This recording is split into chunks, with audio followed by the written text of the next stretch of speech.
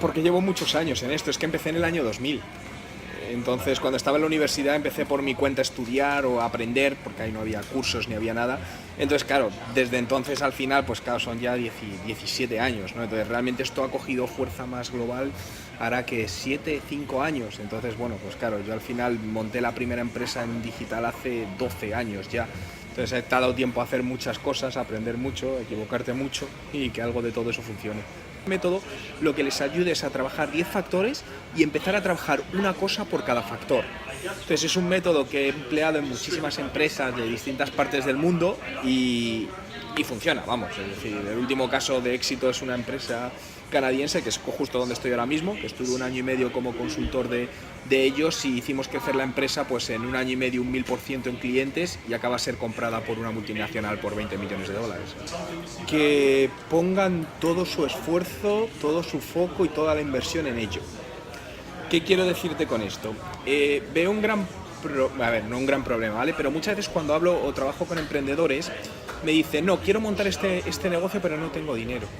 Entonces, creo que se ha creado la percepción de que desde que están las herramientas digitales montar un negocio es gratis. Y es falso, es decir, para montar un negocio necesitas dinero, no nos equivoquemos. Otra cosa es que se necesite menos dinero que hace 15 años. ¿Cuál es el problema? Que al final muchas veces pues hay gente que dice, no, es que tengo 50 euros al mes para invertir en publicidad digital, he montado una tienda, mira, un caso que veo mucho, montan una tienda online, que es algo relativamente sencillo, incluso muy barato puedes hacerlo, pero luego dicen, oye, es que no vendo. Y dices, vale, ¿qué presupuesto tienes para hacer publicidad? 30, 50 euros al mes. Mi recomendación es que cierres el negocio hasta que tengas dinero. ¿Por qué? Porque al final para tú generar tracción necesitas dinero. Claro, aquí viene la segunda parte, vale, pero no tengo dinero, ¿vale? Pero el dinero a lo mejor no tienes que ir a un inversor. Muchas veces lo que requiere es que busques, es decir, para conseguir dinero hay dos maneras, o ingresar más o gastar menos, no tienes más. Por lo tanto, búscate muchas veces un trabajo o búscate otro trabajo, alguna fuente de ingresos externa o gasta menos, es decir, si no vives con tus padres, vuelve a vivir con tus padres, deja de salir los fines de semana.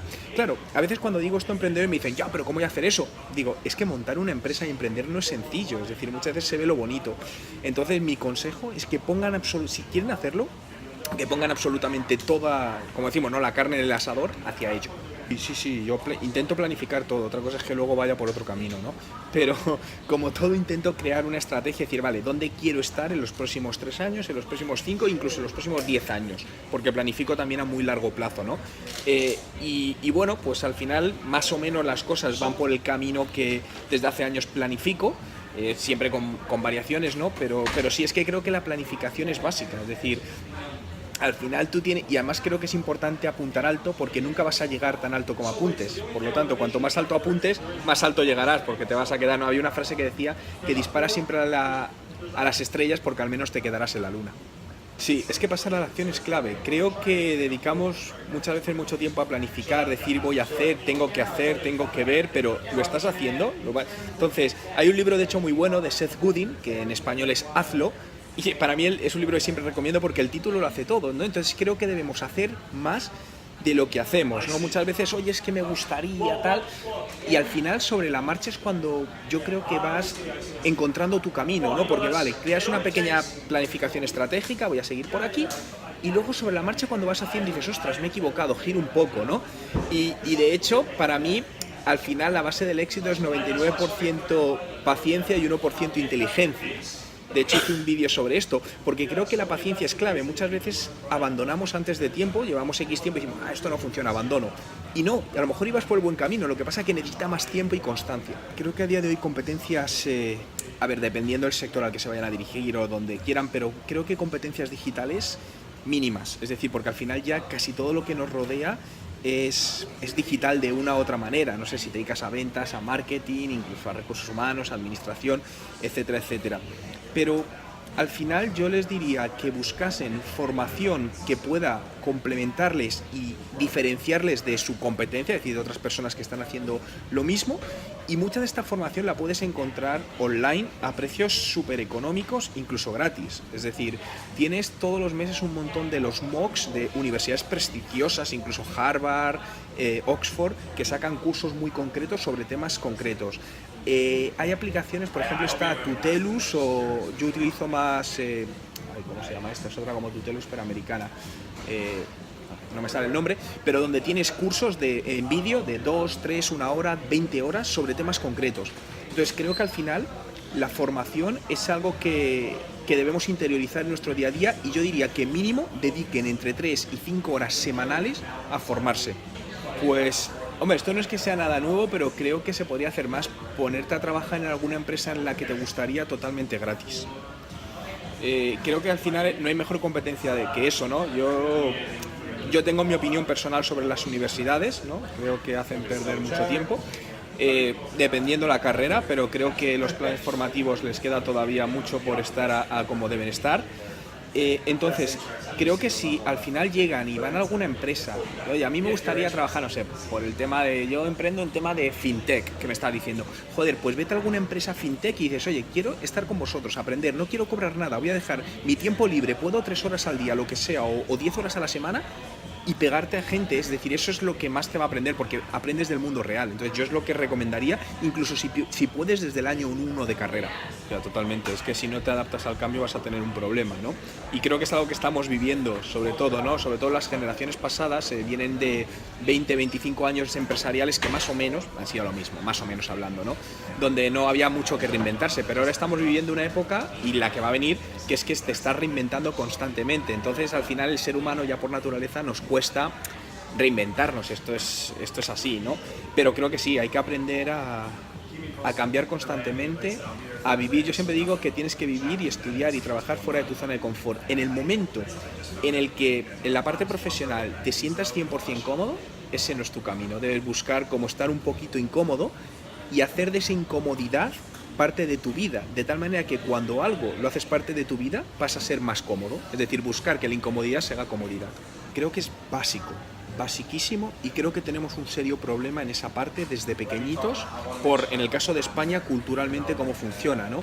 No nos enseñan a ahorrar desde pequeños, es decir, por lo menos mi experiencia en el colegio y lo que he podido ver, incluso ahora por un sobrinito que tengo, es decir, no enseñan financieramente finanzas personales.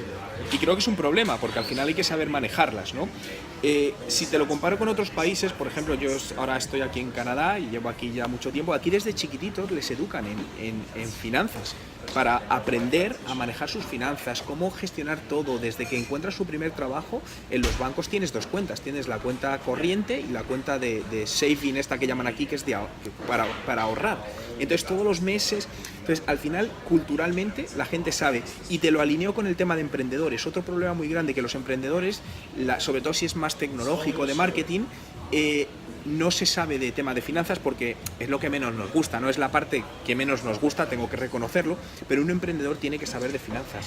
Otra cosa es que luego te apoyes en alguien para que te ayude, te lleve las cuentas, pero tienes que tener una base financiera, porque si vas a montar un negocio y no tienes una base financiera, tienes un real problema. Yo tuve que aprender, no es lo que más me gusta, pero hace muchos años tuve que aprender, di cursos, me he leído libros y sigo aprendiendo, porque si quieres llevar un negocio necesitas saber de finanzas. Joder, cuando monté el primer negocio en el año 2012, bueno, en el 2005, cuando, claro, tuve que pedir un préstamo al banco, porque no tenía dinero, entonces tuve que pedir un préstamo al banco y tuve que empezar, y me pidieron un business plan y ciertas cosas, ¿no? Entonces dije, ostras, pues aquí voy a tener que empezar a aprender algo de esto, ¿no? Entonces, bueno, pues con ayuda de mi padre en ese momento, pero empecé a aprender, ¿no? Y a través de ahí luego ya cuando la empresa fue un poquito mejor, aunque tenía una persona que me llevaba las cuentas, y a día de hoy tenemos gente que me lleva las cuentas, pero sigo aprendiendo, intentando enterarme y saber de qué va todo, ¿no? Sí es cierto que al final cuando hay algún negocio siempre me gusta contar con alguien financiero, que es quien controle todo esto, sobre todo en ciertos negocios donde el tema de financiero y ingeniería financiera es muy, muy importante. Pero es que al final es que el propio negocio te lo demanda. Creo que es lo mejor que ha podido pasar al ciudadano. Al final es utilizar la tecnología para ofrecer servicios financieros de algún tipo, ¿no? de alguna índole. Para mí ese es lo más sencillo, ¿no? ¿Qué creo que es lo bueno de las fintech? Que al final están haciendo empresas, o mejor dicho, me gusta decirlo, son empresas de base tecnológica que se dedican a finanzas, porque la mayoría de empresas financieras no son de base tecnológica, son empresas financieras que meten la capa de tecnología porque no les queda otra, ¿no? Pero todas las empresas fintech al final lo que están haciendo es hacer sufrir a las grandes financieras, No porque las vayan a matar, yo no creo que sea así, pero sí les van a quitar cuota de mercado, y donde muchas de ellas ya están, de hecho grandes instituciones están creando sus propias fintech internamente porque lo necesitan, ¿no? Pero creo que es un tipo de compañía que va a crecer muchísimo, sigue creciendo, es necesario, sobre todo para dar un mejor servicio en aspectos financieros. Si hablamos de banca, no hay ninguna duda. Suscríbete gratis a mi canal haciendo clic en la foto. No te arrepentirás. Y si no te gusta, siempre puedes decirme adiós. Yeah, what you doing?